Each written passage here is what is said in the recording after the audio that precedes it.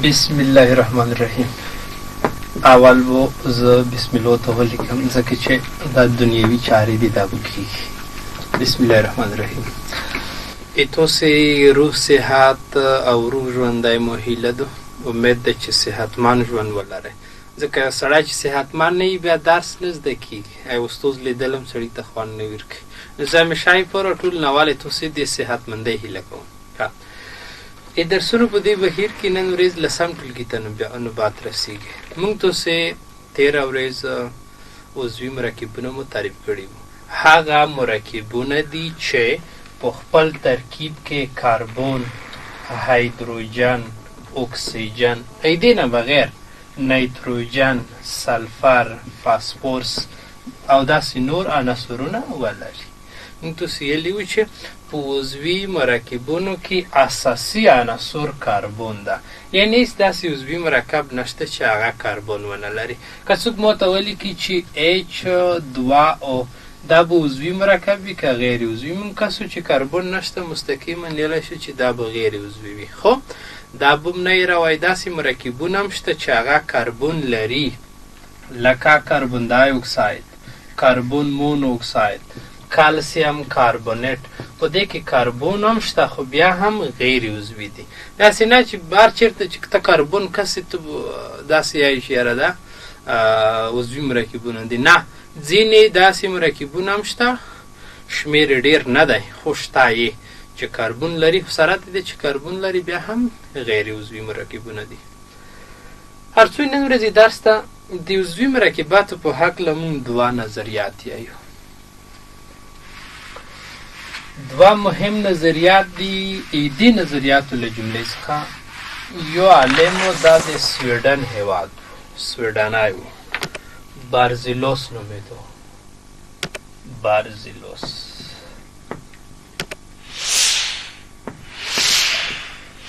بارزیلوس په دې نظر و چې عضوي مرکبونه یوازې له ژوندیو موجوداتو څخه منځته تللی شي. یعنې په ژوندیو موجوداتو کې یوه قوه موجوده ده، ژوندی قوه. ژوندی قوه، دې ژوندی قوې ته ویټل فورس هم ویلی کېږي. ویټل فورس. د بارزیلوس وي یور بیا ته تکراروم. که تاسې نه څوک پوښتنه وکړي چې د بارزیلوس په نوم عالم د عضوي مرکبونو په هکله څه نظر لرلو، تاسې ورته ویلی شئ چې بارزیلوس په دې باور و چې عضوي مواد یوازې د ژوندیو موجوداتو نه جوړېدای شي. په ژوندیو موجوداتو کې یوه قوه ده، دې قوې ته ژوندی قوه یا ویټل فورس ویلی کېږي. دې ویټل فورس په مرسته کولی شو موږ چې عضوي مرکبونه جوړ کړو.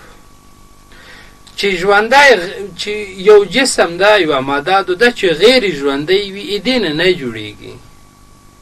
یعنی عضوي موادو منځته راتلل، فرض مثال شودې دي، مستې، دا موږ تاسې یوه ژوندي موجود نه وروړو.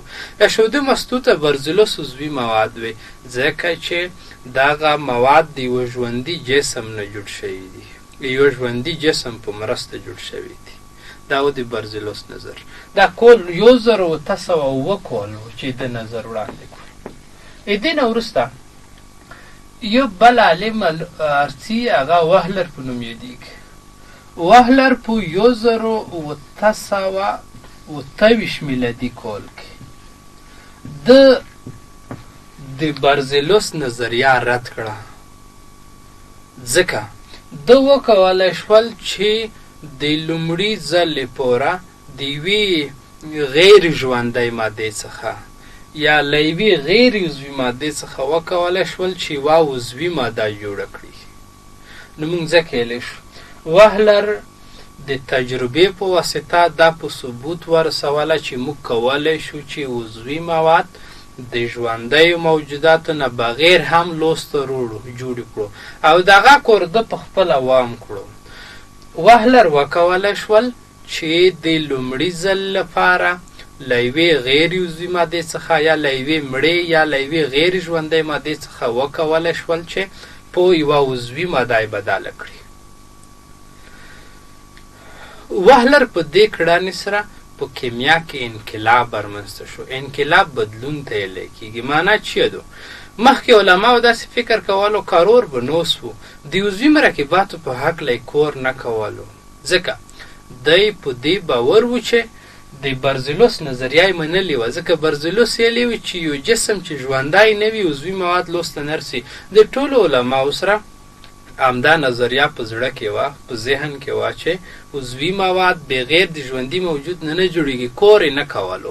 خو کله چې وهلر په 1828 کال کې د برزلوس نظریه رد شوه، ځکه رد شوه وهلر وکولی شول چې په لابراتوار کې له یوې غیر ژوندۍ مادې څخه یا له یوې غیر عضوي مادې څخه یوه عضوي ماده لوسته راوړي.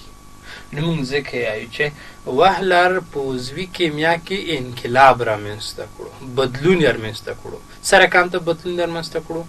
د نن ورځ چې د عضوي مرکباتو شمیر ډېر ده، میلیونونو ته رسیږي. دلیل داسې دی چې دغه د وهلر د کشف نتیجه وه چې نن ورځ د عضوي مرکباتو شمیر ډېر ده او د غیر عضوي مرکباتو شمیر ډېر ده.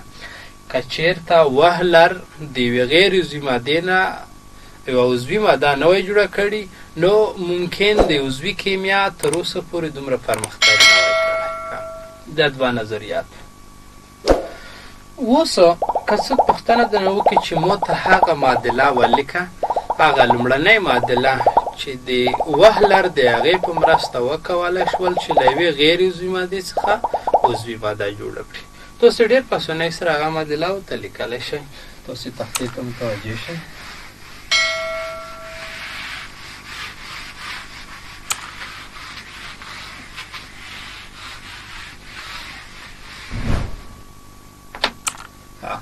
د وهلر امونیم سیانټ وخوستو NH4 OCN. دې ته زده کوونکو امونیم سیانټ یې لیکي.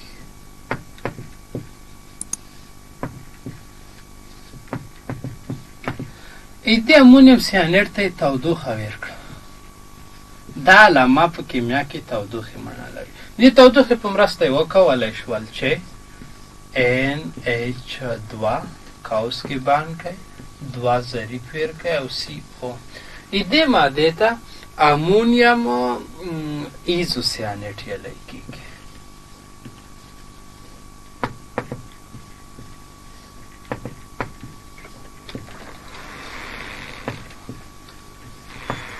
امونیم ایزوسیانټ دا یوه غیر عضوي ماده وه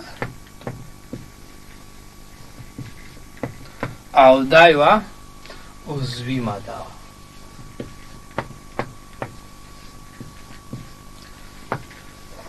په دا کې اړیکې برقي یا آیوني دي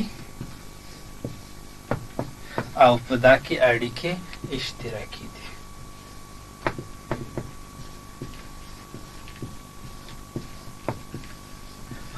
خیر اوسئ، تاسې حوصلې نه مننه.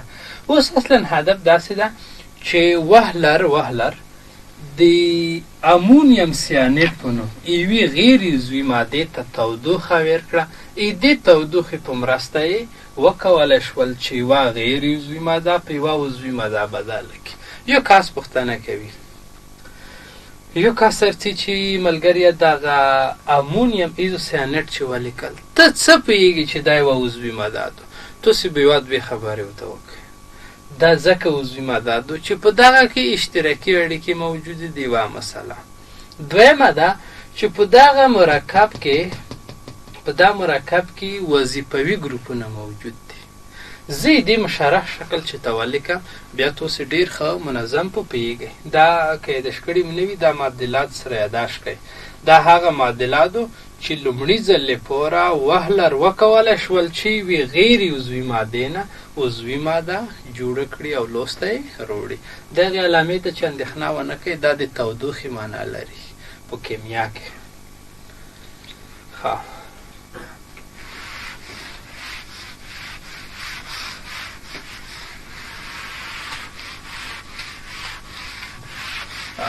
د کومه ماده چې مو لوسته راوړه امونیم ایزوسیانټ. دغه امونیم ایزوسیانټ داسې مو ته ولیکل، کتابه کې هم داسې لیکلی دي، خو کیدای شي په پوی نشئ تاسې پیدلو په خاطر زه لږ واضح لیکم CO داس شکل سره تاسې کتابه کې لیکلی شوي دي خو که مشرح شکل سره یې ولیکئ بیا به ډېر ښه په پوه شئ زه باوري یم ګورئ دا ځکه یو کاربون ده که نه دا مې د یو کاربون ولیکلو داس کې که وکسئ NH2 دوه ګروپونه دي دا د یو ګروپ NH2 یو مو ولیکل او بل NH2 ګوره NH2 دوه وره دي دا مې ولیکلو کاربون مې ولیکلو یو اکسیجن پوتې دی ګورئ داس کې اکسیجن هم لیکو دغه شکل کې توبه والا د مو چې ته ولیکلو دا یک یوه معنا لري خو دا لږ په تشریحي ډول موږ تاسو ته ووایو چې دې ته امونیم ایزوسیانټ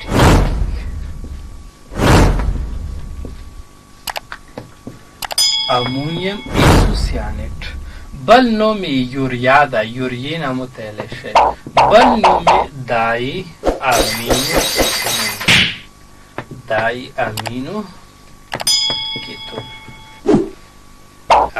دغه هغه مادادو چې وهلر وکولی شول د دې معادلې په واسطه په عضوي کیمیا کې انقلاب رامنځته کړي بدلون هغه کاس چې په عضوي کیمیا کې انقلاب رامنځته کړو هغه وهلر ځکه د لومړي ځلې پورې وکولی شول چې له یوې غیر عضوي مادې څخه عضوي ماده جوړه کړي دې نه مخکې علما په دې باور وو چې شخصا برزیلوسو په دې نظر و چې عضوي مواد د ژوندیو موجوداتو نه بغیر نه جوړېږي امکان نه لري خو دا خبره بیا د وهلر په نوم عالم لخوا رد شوه ده ووایي چې نه موږ کولی شو چې له غیر ژوندیو موجوداتو څخه یا یو ژوندی موجود د دې پوره شرط نه ده چې زه یوه عضوي ماده جوړه کړم دا اوس زده کوونکو یې موږ تاسې نن ورځې درس خو یو خلاص نتیجه بیانوم نن ورځې درس کې موږ تاسې دوې خبرې وکړې عضوي مرکباتو په هکله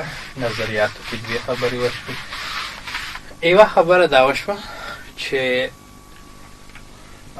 برزیلوس نظریه مو راخوسته برزیلوس وویل چې عضوي مواد یوازې د ژوندیو موجوداتو په مرسته جوړیږي د برزیلوس دا خبره د وهلر په نوم عالم لخوا رد شوه ده وویل چې نه موږ کولی شو له ژوندیو موجوداتو پرته هم عضوي مواد جوړ کړو دا دوې ډېرې سودا خبرې دي نن ورځې درس همدومره کفایت کوي انشاءالله په راتلونکې ورځ کې موږ بیرته بیا څو پاتې موضوعاتو به په تفصیل سره بحث کوو تاسې خلاص دا دوې نکتې زده کړئ تاسې د ژوندي وای تاسې صحتمندي او روح صحت د موږ هیله ده کامیاب او سرلوړي او بریالي اوسئ مننه